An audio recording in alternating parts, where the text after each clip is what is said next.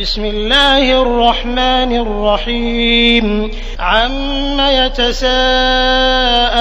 عن النبأ العظيم الذي هم فيه مختلفون كلا سيعلمون ثم كلا سيعلمون ألم نجعل الأرض مهادا والجبال أوتادا وخلقناكم أزواجا وجعلنا نومكم سباتا وجعلنا الليل لباسا وجعلنا النهار معاشا وبنينا فوقكم سبعا شدادا وجعلنا سراجا وهاجا وأنزلنا من المعصرات ماء ثجاجا لنخرج به حبا ونباتا وجنات ألفافا إن يوم الفصل كان ميقاتا يوم ينفخ في الصور فتأتون أفواجا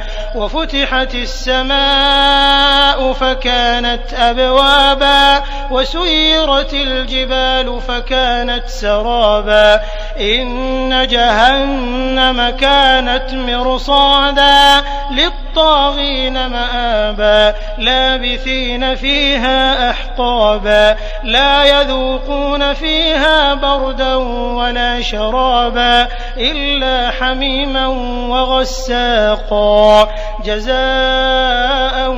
وفاقا إنهم كانوا لا يرجون حسابا وكذبوا بآياتنا كذابا وكل شيء أحصيناه كتابا فذوقوا فلن نزيدكم إلا عذابا إن للمتقين مفازا حدائق وأعنابا وكواعب أترابا وكأسا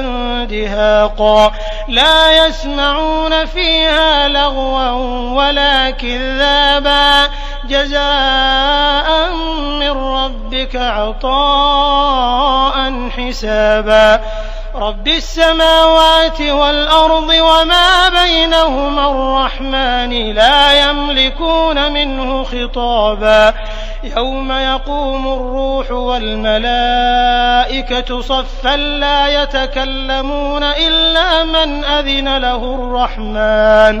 لا يتكلمون إلا من أذن له الرحمن وقال صوابا ذلك اليوم الحق فمن شاء اتخذ إلى ربه مآبا إنا أنذرناكم عذابا قريبا يوم ينظر المرء ما قدمت يداه ويقول الكافر يا ليتني كنت ترابا.